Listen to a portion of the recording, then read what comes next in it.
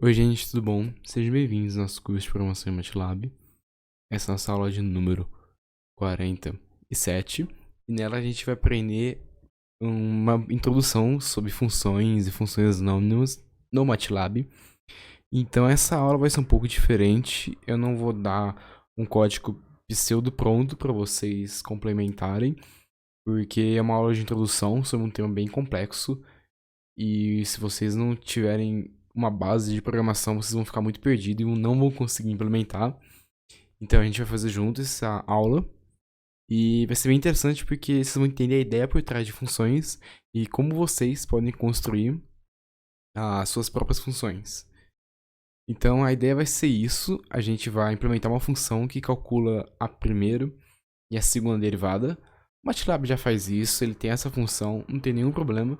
Só que quando o MATLAB calcula essa derivada dado um vetor de pontos, que são pontos discretos, esse vetor diminui de tamanho. Eu vou mostrar no MATLAB, mas faz sentido, né? Porque a derivada, como a gente está em um sistema discreto, ela é apenas a diferença, né? Ela não é a derivada do cálculo. Então, é normal a nossa matriz, no caso, nosso vetor de dados, ir diminuindo conforme a gente vai derivando. E o que a gente vai fazer é o seguinte: a gente vai implementar uma função nossa, que a gente vai chamar de. Acho que eu chamei de derivada mesmo, eu não lembro. E essa função, ela vai deixar o nosso vetor do mesmo tamanho.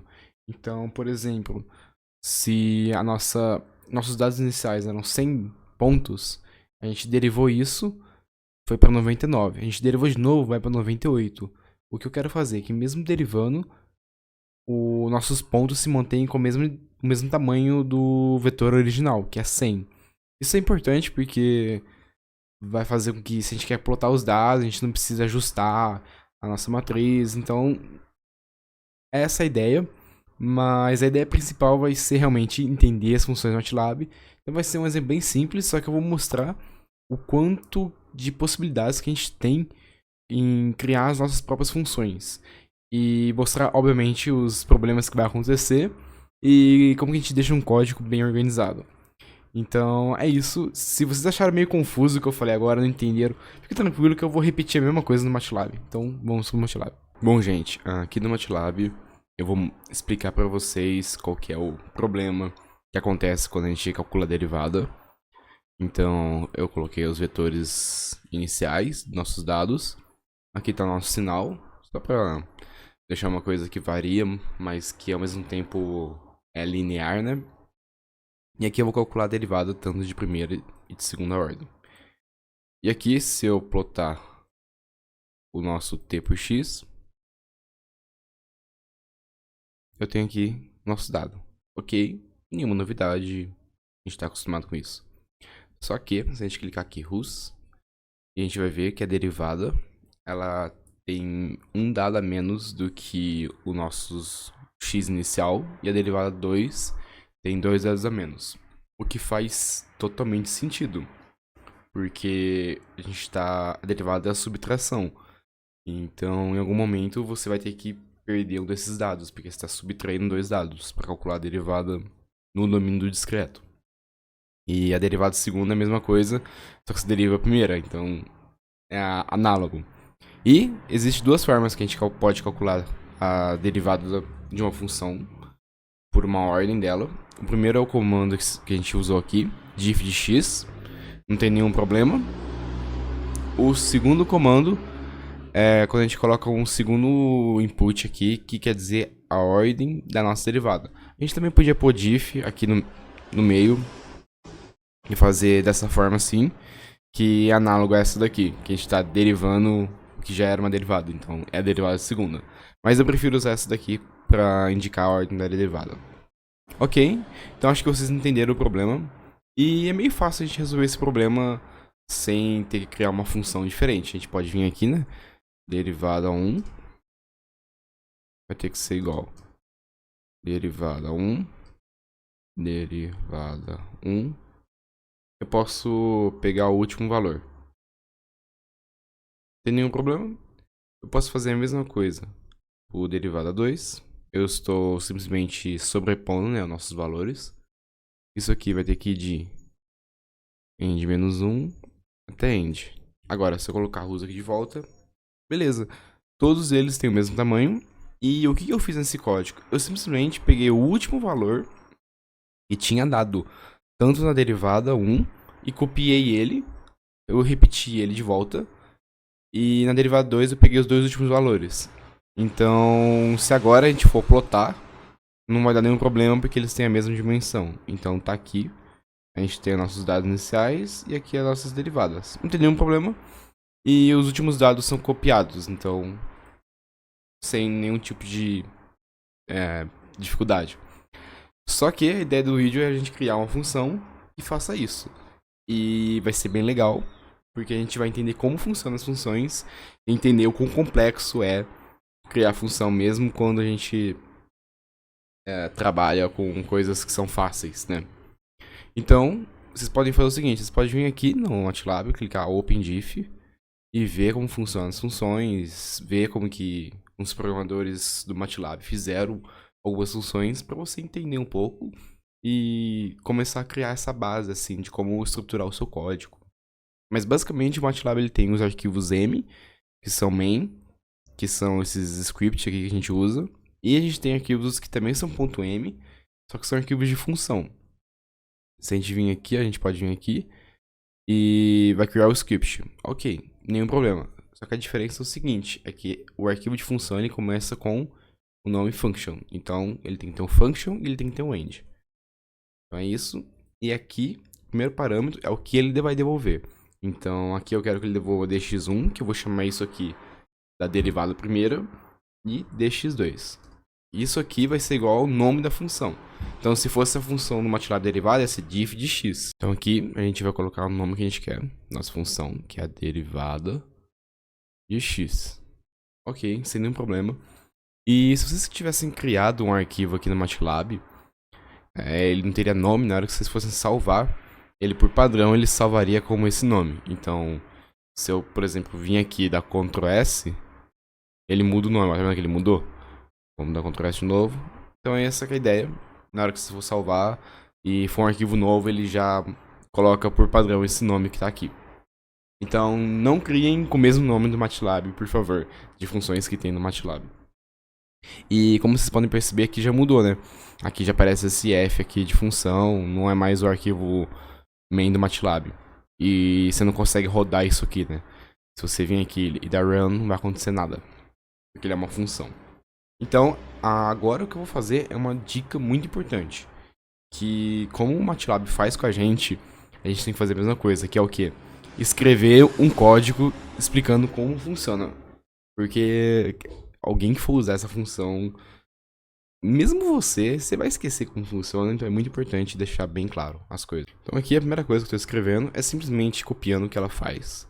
E vocês vão entender o que isso aqui faz. É bem interessante. Então, eu vou escrever essa função retorna primeira e segunda derivada, ambas com o mesmo tamanho do nosso vetor de dados inicial. Então, isso aqui, gente, é o comando help. Então, por exemplo, se eu vier aqui no help, a derivada, ele retornou exatamente isso aqui. Então isso aqui é muito interessante, é muito bom a gente escrever isso. Principalmente para evitar erros do usuário, né? E se alguém quiser entender o que essa função faz a fundo. Então, ok. Agora a gente vai explicar o seguinte. O input deve ser um vetor. Lembre-se, né, que o nosso dado tem que ser um vetor. Então, o x é um vetor numérico. E o output, ele vai ser as nossas funções, né? Então vai ser dx1, que é a primeira derivada, e o nosso dx2, que é a segunda derivada. E aqui é muito bom você pôr uma coisa de contato seu. Aqui eu vou pôr o meu GitHub, mas não recomendo pôr e-mail, né? Porque vai que um bot pega, assim. Põe o põe, tipo, sei lá, seu GitHub ou seu site, acho que fica mais fácil. E a primeira coisa que a gente precisa tomar cuidado é o seguinte: o input deve ser um vetor numérico. Então a primeira coisa que a gente tem que lembrar é dar um jeito de conferir que tá sendo um vetor numérico. E se não for, avisar pro cara, dar uma mensagem de erro e falar, não funciona, porque o x tem que ser numérico. Então, eu vou usar essa função no MATLAB, que é isNumeric. Vou pôr um end aqui. Bom, essa função é bem fácil de entender o que ela faz, né? Ela vai ver se esse x ele é numérico ou não, e é um operador de lógica booleana. E eu vou pedir para ele executar o help derivada, que é para avisar o nosso usuário que, olha, isso que essa função faz, que você está tentando fazer está errado. E ele vai mostrar um erro, que o input tem que ser numérico. Ok, nenhum tipo de problema. Só que isso aqui, ele está funcionando da seguinte forma.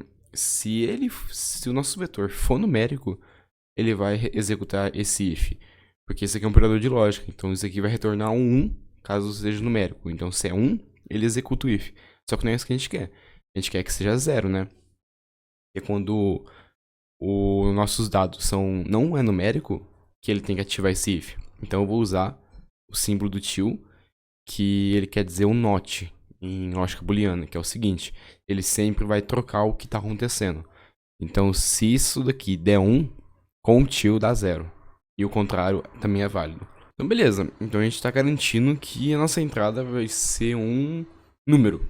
A gente não está garantindo que é um vetor. Então agora a gente precisa garantir que é um vetor. E vou copiar esse código aqui. Tem que ser um vetor. E agora, aqui, eu vou fazer uma lógica também. Só que eu vou fazer assim, diferente. Não vou usar um comando MATLAB. Na verdade eu vou usar, né, mas...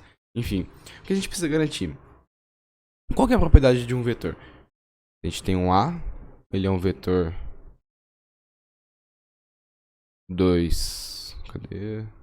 2, 1. Então, whos, o que o A é? O A ele é 1, 2. Se eu trocar, fazer a transposta, é 2, 1. Então, qual que é a propriedade de um vetor? A propriedade de um vetor é o seguinte: ele sempre vai ter uma dimensão que é 1, independente de qual seja, se é a linha ou a coluna. Então, a gente não pode... a gente tem que garantir que o nosso usuário não ponha uma matriz, porque uma matriz vai ter que ter uma dimensão, as duas dimensões maiores que 1, né? E o vetor sempre tem que ter uma dimensão maior que a outra, e a menor dimensão tem que ser 1. Então essa que é a definição do vetor. Então o que a gente vai fazer? Nesse caso aqui, a gente vai garantir que isso ocorra. Então eu preciso ver o size de x, se isso aqui é maior que 1. Ok? Então ele vai verificar se o tamanho do meu dado é maior que 1. Só que a gente tem que somar esses valores. Então, eu vou colocar esse operador de soma. E isso aqui vai ter que ser igual maior que 1. Aí, a partir disso, ele vai... Se isso aqui for verdadeiro, ele ativa a função e nos retorna. Então, faz sentido, não faz sentido? Porque, deixa eu mostrar como exemplo aqui. Mostrando aqui o que é o A. O A é esse vetor. Então, você vem aqui, size de A. Isso aqui maior que 1. O que ele vai fazer? Ele vai retornar pra gente um operador de lógica que estabelece essa condição. Só que no caso de A não vai ter. Olha lá. Na verdade tem, né? A gente tem a dimensão 2, que é a nossa dimensão da linha. Aí a partir disso a gente soma essa lógica. Então a gente vai somar esse valor. E isso aqui vai ter que ser maior que 1. Deu 0. Então, qual que é a ideia? A ideia é o seguinte. Quando a gente faz esse primeiro operador aqui, a gente vai eliminar a nossa dimensão que é 1, porque o vetor de dados, ele tem que ter uma dimensão que é 1, né? Seja linha ou coluna. Então quando a gente faz esse operador, que foi o que a gente fez aqui, a gente elimina, nesse caso aqui, a gente está eliminando a nossa linha. Porque a nossa linha que tem dimensão 1. Então a gente elimina ela. Só que isso aqui é um operador de lógica. Então ele vai devolver 0 e 1. Então ele devolve apenas as colunas. E a gente faz novamente esse operador para somar com isso aqui.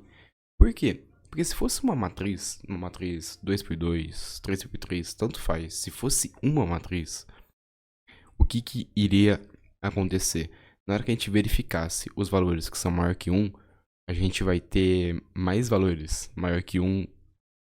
Você vai ter, tipo, a linha e a coluna maiores que 1, porque é uma matriz. Então, esse valor de lógica ia ser 1, 1. E o que aconteceria? Na hora que a gente somasse, isso aqui ia dar 2. Então, ele ia falhar nesse último operador de lógica. E com isso, ele ia mostrar pra gente esse valor aqui. Esse erro, e falando que a nossa entrada dos nossos dados tem que ser, de fato, um vetor. Então aqui, na verdade, tô com um erro aqui e um erro aqui, né?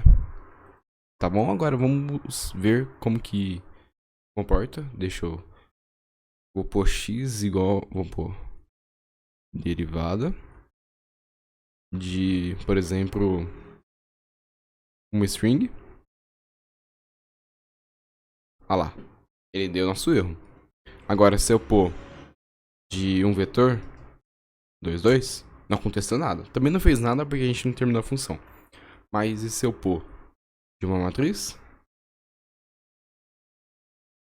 Ele deu erro. Então, ok. Primeiro passo concluído, a gente está garantindo que nossos dados que o usuário vai digitar estejam certos. Então, sem nenhum problema, agora vamos para a parte de fato, calcular a derivada. Então, eu vou pôr aqui, calcular as derivadas. Então, aqui não tem muito segredo. Aqui foi o que a gente fez antes. Então, dx1 é diff de x, dx2, dx1 na verdade, né, a gente tem que dar um overwrite nisso. Ele vai ser o dx1 até dx1 end. E aqui a gente pode fazer a mesma coisa pro dx2. Então, dx2, ele é o diff dx1. Então, dx2, ele é igual a dx2 até dx2 end. O que a gente está fazendo nesse caso aqui tá um pouco diferente, porque a gente já tá pegando... A gente está calculando a derivada não com nossos dados x iniciais, a derivada segunda. A gente está calculando já com dx1. Então, esse valor aqui já vai ser uma matriz, os dados com o tamanho de x. Então, ele vai retornar 99. Então, por exemplo, se fosse 100, né? Ele retorna n-1. Então, aqui a gente volta para n. É meio diferente do que a gente fez antes, porque a gente está trabalhando com o x, com a derivada e não com o x. Então a gente já está pegando como os vetores iniciais, os vetores já adulterados, vamos dizer assim. Então é isso. Aparentemente tudo certo, nenhum problema. Vamos testar, né? Deixa eu só dar um clear aqui para ter certeza que não tem nada errado. Tá? Então o que eu vou fazer é o seguinte, eu vou escrever da seguinte forma. A gente pode colocar a nossa função aqui já.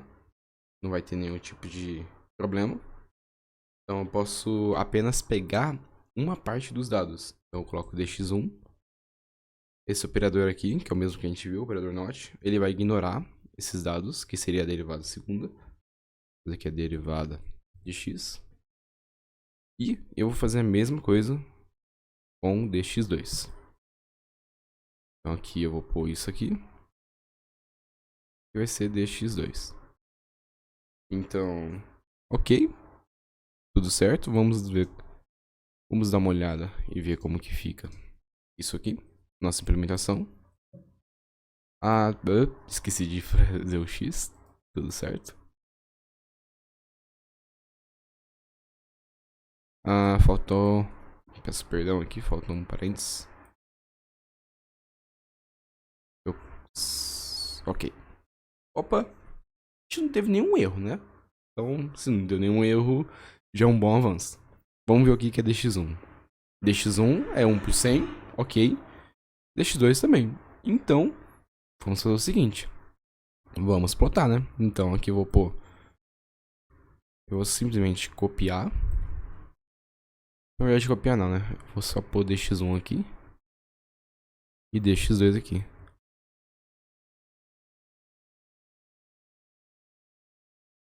E olha, a gente teve o mesmo resultado que a gente tinha antes. Se a gente quiser, a gente pode até conferir. A gente pode derivar esses dois aqui. E vamos ver a derivada 1. Ó, os dados iniciais é menos, ok. Os dados aqui é a mesma coisa. Então, aparentemente, tudo certo com o nosso código. Mas, na verdade, a gente talvez precisa ajustar essa nossa função. Por quê? O que pode acontecer de errado? Ela está trabalhando muito bem com um vetor linha. No caso aqui, é um vetor... Na verdade, é um vetor linha. E se a gente fizer a transposta, será que vai funcionar?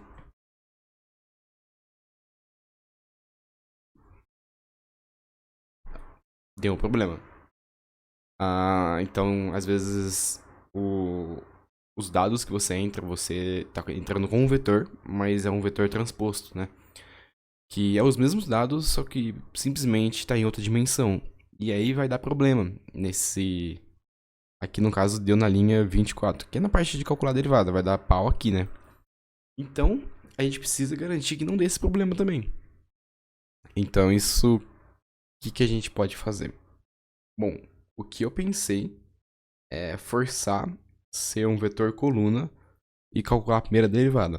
Então, eu preciso ter uma lógica que ele vai olhar o nosso vetor e vai ver o que ele é. Então, o que eu fiz? Eu, primeiro, defini, nossa, x1 como diff de x, igual tá aqui, sem nenhum problema. E eu fiz assim, ó, if size de x1 é maior size de x2, dx1, ele vai ter que ser a mesma coisa que a gente colocou aqui, só que agora ele tem que ser esse vetor. Aí caso isso não ocorra, aí ele pode usar o que a gente tinha escrito antes, sem nenhum problema, e aqui o end. E não importa, o dx2 a gente não precisa alterar, porque o dx2 ele é função do dx1, né? Então ele não vai ter problema. Calma aí, deixa eu apagar isso aqui. Ok, tudo certo. E deixa eu dar um enter aqui. Só pra ficar algo mais bonito, sim. Ok. Então o que tá acontecendo aqui? Eu tô forçando esse nosso vetor ser um vetor coluna. Então, o que ele tá comparando aqui? Ele tá simplesmente comparando as dimensões, né? Então, por exemplo, eu vou dar um exemplo para vocês entenderem melhor. Se a gente tem um vetor A, que ele é 1, 2. E se a gente tem um vetor B, que ele é o A transposto. E se a gente compara o size de A1 e o size de B2, na verdade aqui são iguais, né? Preciso pôr B1. E o que ele vai fazer? Ele vai simplesmente ver se o nosso vetor ele é um vetor coluna ou um vetor linha. Então, é isso que esse operador de lógica vai estar fazendo. Porque no caso, o x ele é o mesmo vetor. Então, se a primeira dimensão, que é a dimensão da linha, for maior, quer dizer que é um vetor linha. Então, se ele é um vetor linha, eu quero que ele vira um vetor coluna. Agora, se essa dimensão aqui for maior, quer dizer que ele é um vetor coluna. Então, se ele é um vetor coluna, eu quero que ele não mude, ele continue a mesma coisa. Então, é essa que é a ideia principal desse código. E ele vai realmente deixar que o nosso output, na verdade ele vai deixar que é o seguinte, qualquer tipo de input, qualquer tipo de vetor, a nossa função vai trabalhar de maneira certa. Aqui ele vai estar olhando as nossas linhas. Então, se as nossas linhas forem maior que as nossas colunas, a gente tem um vetor coluna. E se as nossas colunas forem maior do que as nossas linhas, a gente tem um vetor linha. Então aqui, eu acho que eu falei que a gente quer forçar a ser um vetor coluna, na verdade a gente quer forçar a ser um vetor linha. Eu acho que eu devo ter falado errado. Então, o que isso aqui vai fazer? Ele vai olhar esse statement do if, e se ele tem mais linhas do que coluna, isso quer dizer que é um vetor coluna. Então, eu vou transpor ele. Caso contrário, como ele é um vetor linha, se isso aqui for falso, ou seja, ele tem mais coluna do que linha, ele é um vetor linha, então não tem problema, continua a mesma coisa. Então, com isso, a gente resolve o problema dos nossos dados. O que isso quer dizer? Quer dizer que, independente da nossa entrada, mesmo a nossa entrada sendo tanto um vetor igual tá aqui bonitinho, um vetor, se eu olhar x, o x, ele é um vetor linha, mesmo se a gente colocar x transposto, a nossa função vai funcionar sem nenhum tipo de problema. Então eu coloco aqui, funcionou. Agora, se eu pôr x igual a x transposto, eu transformei no vetor coluna, ok? Então se eu pôr aqui, na verdade, eu errei alguma coisa aqui. Tá, gente, eu achei onde tá meu erro. Deixa eu só comentar aqui. Acrescenta o valor não repetido. E meu erro é o seguinte, eu preciso fazer com que dx1 volte a ser um vetor linha. Eu preciso usar a transposta dele aqui. Então agora se eu salvar, o resto do código eu não mexi. Vamos executar aqui. Ok, pode ver que eu já tô pondo o x transposto. E dx1, 1 por 100, e aqui também 1 por 100. Então se a gente for plotar aqui, ok, não deu nenhum tipo de problema. E eu posso fazer o seguinte, eu posso plotar a mesma coisa, só que agora eu vou pôr dx aqui, dx aqui. Então agora não é para dar nenhum problema também. E eu vou usar como figura 2, plotar. E a gente tem o mesmo gráfico, como vocês podem perceber aqui, tudo igual. Então, é isso, gente. Eu espero que vocês tenham entendido. Eu acho que eu posso ter sido, talvez, confuso em algumas coisas. Mas o mais importante foi entender como que a gente pode escrever a função. Então, eu vou apenas dar um recap aqui. A primeira coisa que a gente fez foi colocar, né, a parte do help aqui para ajudar quem precisar. Aqui foi verificar se os nossos dados são numéricos. E depois a gente verificou se ele é um vetor, né? Para evitar que a gente pegue uma matriz, né? E ok, então essa que é a ideia disso aqui, devolver um booleano que vai ser verdadeiro, que vai ser falso caso... Na verdade vai ser verdadeiro caso isso aqui seja uma matriz, né? Porque o tamanho vai ser maior que 1, se a gente somar isso vai dar maior que 1. Se der maior que 1 é uma matriz, então ele dá erro. E aqui na hora de calcular a derivada, a gente forçou o nosso vetor ser um vetor linha. Por que a gente forçou? Na hora que a gente for plotar, a gente está plotando o t. E o t, ele é um vetor linha, ele é 1 por 100. Então a gente quer que o nosso vetor seja um vetor linha por causa do t. Talvez a gente pode mudar aqui também para outras coisas, mas fiquem à vontade para mexer. Provavelmente talvez não é a melhor solução que eu consegui, mas a ideia é realmente vocês entenderem o contexto do código. E foi isso que a gente fez, então a gente calcula a derivada normal. E aqui, independente do que seja os nossos dados, se os nossos dados fosse coluna, isso aqui vai dar coluna, não tem nenhum problema. E aqui ele vai verificar se caso essa dimensão seja maior do que essa, ou seja, tem mais linhas do que coluna, quer dizer que é um vetor coluna. Se é um vetor coluna, a gente vai usar a fórmula normal que a gente estava fazendo, a gente vai acrescentar o último valor dele, que é o end, a gente vai duplicar, né, o último valor e transpor ele de novo para retornar ele ao vetor linha. E caso não for, a gente não precisa dessa parte aqui. Então, se ele não é um vetor coluna, ele é um vetor linha. Então, a gente pode só adicionar mais um. E como o nosso dx1, tanto dessa operação quanto dessa operação, ele já sai um vetor linha, a gente tem certeza que isso é um vetor linha, a gente não precisa mexer no dx2, é só calcular a derivada e acrescentar mais um valor final. Então, foi basicamente isso. Essa tá a ideia. Eu espero que vocês tenham gostado. E essa é a nossa primeira aula de função. E agora a gente vai ter talvez umas 5, 6 aulas mostrando como que a gente pode definir mais funções no MATLAB e algumas aplicações. Então é isso, gente. Por favor, se inscrevam no canal, ative o sininho e compartilhe com seus amigos. E até o próximo vídeo.